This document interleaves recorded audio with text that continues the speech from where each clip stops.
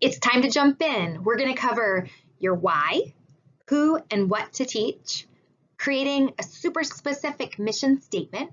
We're going to talk about goal setting, super important. We're going to talk about where to teach and the face of your business.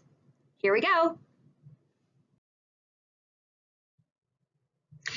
As promised, we're going to start with your why. So, two questions you need to ask yourself. Why are you doing this, right? What do you want out of this experience? What are you trying to achieve? Is there something that you need? And is this the best way to achieve it? The other question you have to ask yourself is, what does your community need? And can you deliver it? Are you the person to deliver? I mean, first of all, why not you?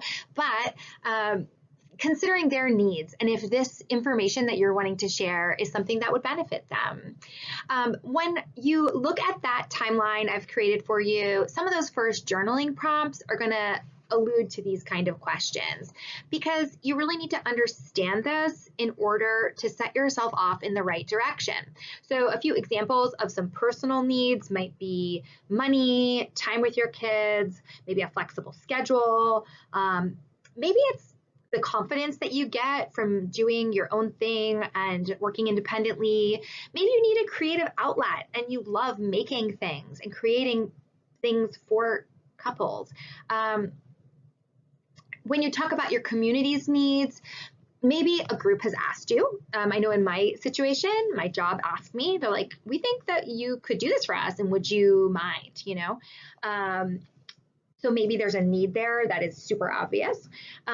Maybe there's a void in the marketplace. Maybe you see in your community that a group of people are really needing education. Maybe there's a problem that you're looking to solve. Maybe something that you've been able to do really well, you just want to share with your community. So there's a lot of things to consider, but it's a really important first step in making sure that you are headed the right direction and that your actions are targeted.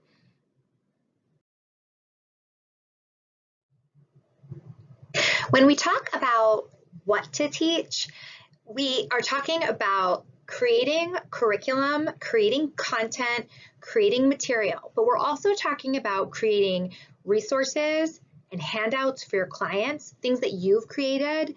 And we're also talking about sharing knowledge from other experts. So as long as you've cited your sources appropriately, it doesn't all have to come from you, right? But what clients are purchasing from you is your personality, your experience, your opinion, and the way you present the material. So you don't have to be an expert, but you have to be able to share and create in a way that makes sense and is clear and is helpful and is honest, right, in terms of citing your sources and where you get all your information from. When we're talking about who to teach, we're talking about developing a sense of who your perfect client is and then finding them, reaching out to them and bringing them into the community, into the fold. Some people prefer to teach one-on-one. Other people might be developing content that's more appropriate for a group.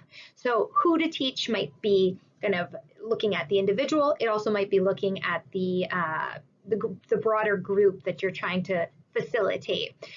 So we'll delve into this a little deeper in our course as we talk about developing materials and reaching out to a client base. But these are the kind of starting points that I would think about when you're journaling is who is your perfect client? What are you passionate about? And what do you want to share with your broader community?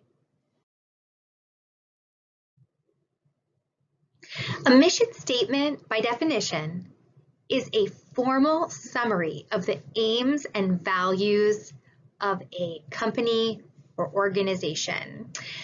Mission statements are specific, and you should be able to break down that statement into actionable steps. And when you make future decisions for your business, you're going to be able to circle back to your mission statement to say, is this decision in line with my overarching theme or goal? Goal setting is different than a mission statement, right? So you could say, I have a goal to educate this many people in a month, right? A mission statement is different. A mission statement speaks to the core of your business, to your why. It needs to be broken down, though, into detailed. So once you write out your why and your mission, look at the words you've used and see if you can swap them out for something more specific. So if you say, I would like to educate people in my community. Okay, well, who are the people and what is the community, right? If you can specify who those people are, or you can specify the geographical location of that community, that's going to help direct you. So when you make a decision about how to use your resources, where to target in terms of social media or print marketing, you're going to be able to say, okay, do these decisions fit with my target audience, right? So make it specific, generate action, and circle back often. And this might take you some time, but again, it's in your part of your to-dos on your timeline, and something that you can continue to work on. And down the road, it's something that could potentially change, right? As you get going and as you get working, you might find that what you originally set out to do might need to be tweaked and tailored a little bit. So that's allowed as well. But again, starting out with your why and a very clear mission statement is going to make all of your other decisions a lot easier. All right, so now you've developed that mission statement. You have a clear sentence that speaks to your why and your core business vision. Now we're going to break it down. So when you're developing goals, you're going to take that mission statement and you're going to look at each component of it. And you're going to say, okay, where can I divide this sentence? So like literally physically dividing the sentence to create goals, to say, okay, if my goal is to educate a population, right? Goals about education, goals about finding your population, right? So literally splitting it up and looking at each part, each component, and breaking it down into actionable goals. Goals will then lead to actionable steps. So journal about your vision, about your hopes, about your plans, about your goals, and then give yourself a specific time limit. So it's one thing to say that you want to achieve a goal, but can you achieve a goal by a certain deadline? And if you give yourself that deadline, now you have the framework to give yourself a timeline, and that timeline can then be broken down even more into actionable steps to say, okay, well, if I want to achieve something in 6 months, then in month 1, I can do part A. In month 2, I can do part B, right? So that it doesn't feel so daunting and helps you move forward. And then as you get to part A, part B, part C, maybe you learn some things and you change some things and you adjust as you go. So moving forward again is the goal, and these are the ways to do it. Goals can be personal, but goals can also be community-based. Goals can be day-to-day, like each day I want to talk to one new client, or it can be long-term, like I want to grow my following on Instagram to 1,000 by the end of the year. Goals can be financial, but they can also be qualitative. So you could set a financial goal for yourself to say, I'd like to generate this much revenue in this much time. Or it could be qualitative, meaning more descriptive, to say, you know, I want to practice my presentation and feel really great about it, confident in my ability to deliver this presentation over the course of the next month, right? So those are specific goals, both financial and qualitative, and you've given yourself a timeline. Always, always, always just make sure that they circle back to your mission statement and that they make sense for you.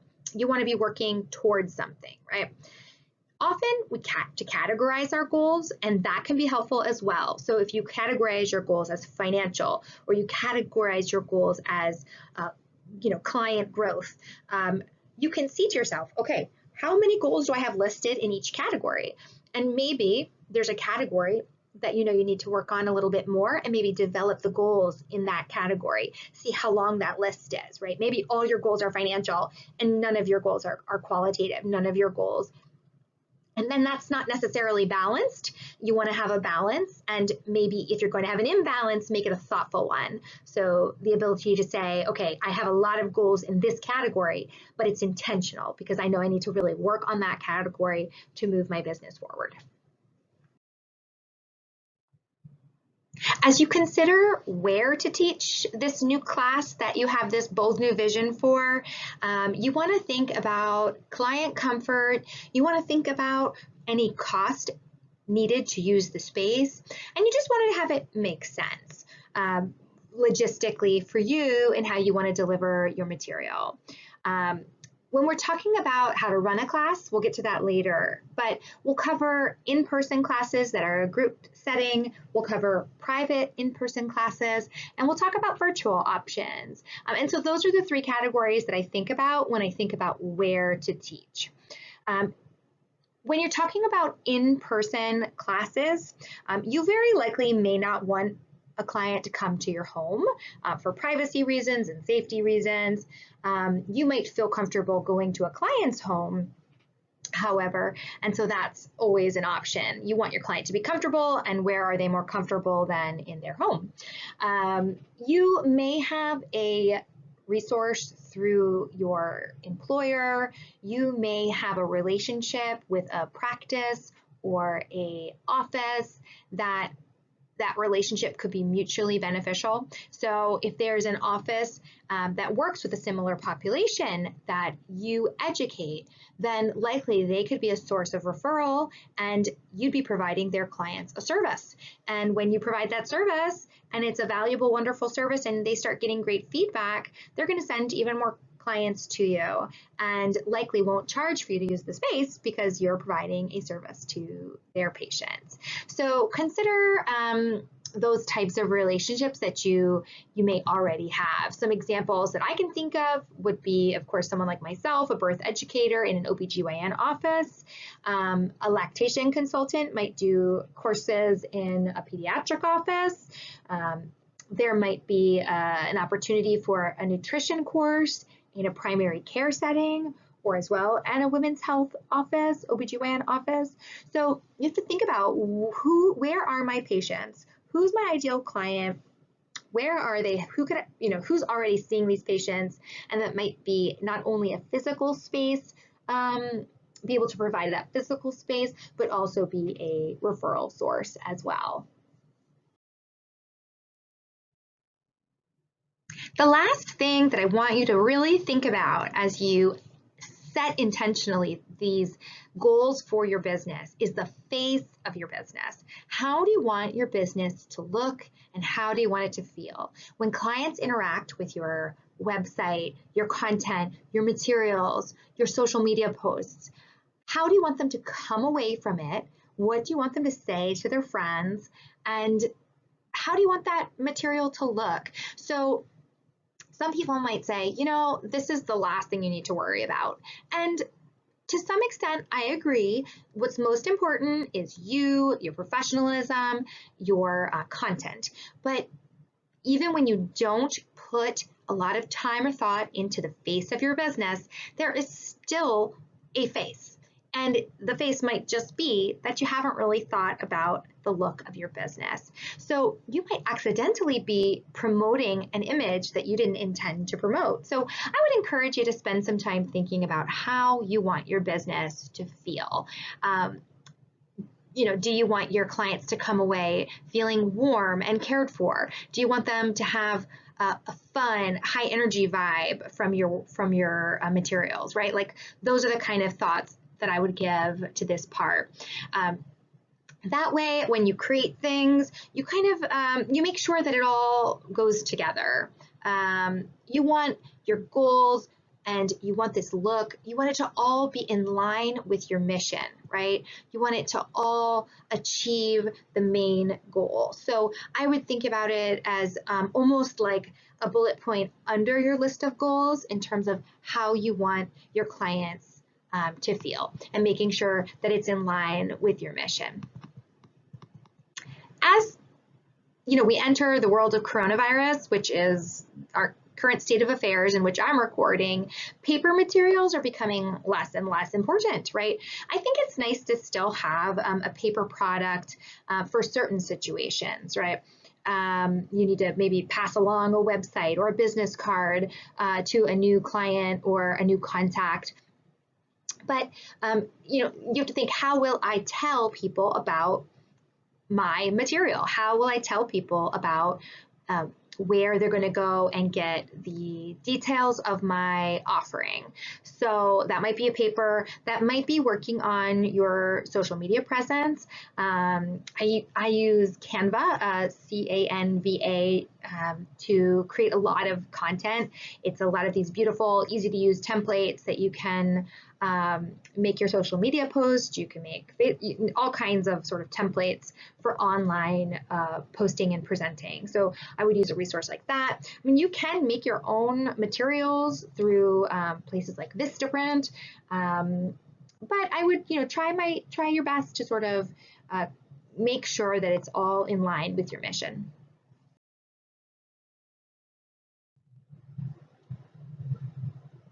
I hope you enjoyed this section. We're really just getting started.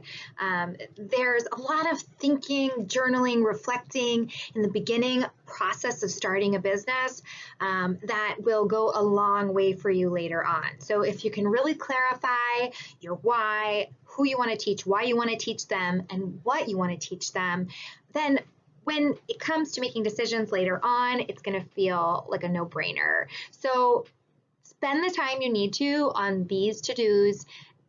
Give it a lot of time and attention so that you can move forward more confidently as we go into the next section. We're going to talk next about creating materials. So before you can create a presentation, before you can create content, you've got to get all these basics figured out first. So your why, who to teach, what to teach, that mission statement so that you can break it down into actionable goals, start thinking about your resources and who you can communicate with to build your client base and look for locations to potentially teach if you're looking to teach in-person courses, and then consider the look and feel of your business. I look forward to seeing you guys in the next section, and feel free to message me if you have any questions. Talk to you soon.